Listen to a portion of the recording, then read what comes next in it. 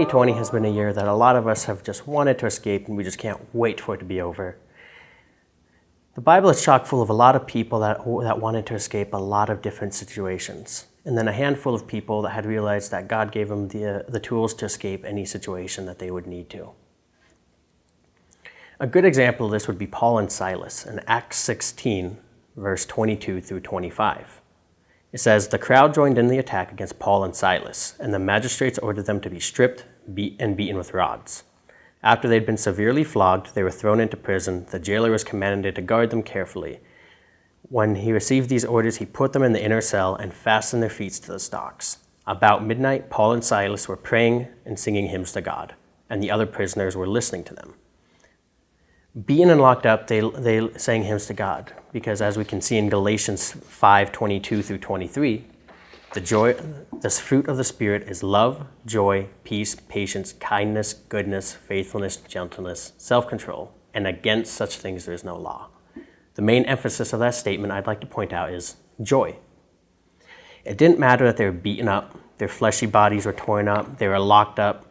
They were already freed by the joy of the Lord in any situation that they were put into.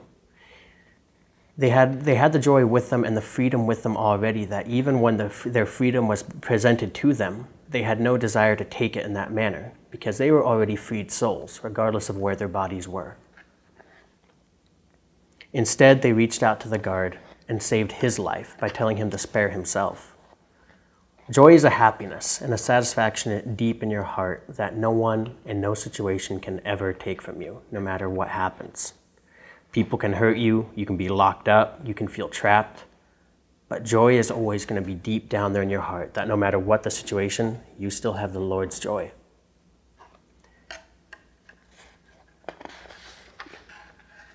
So what is joy, and how do you obtain joy?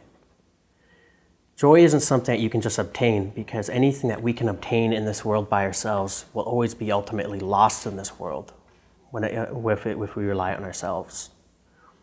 Joy is granted to us by the Holy Spirit, who Jesus says is with us at all times. But here's how we gain joy. In John 15, verse 10 through 12, "If you keep my commandments, you will remain in my love, just as I have kept my Father's commandments and remained in his love. I have told you this so that my joy may be within you and your joy may be complete. My command is this: love each other as I have loved you."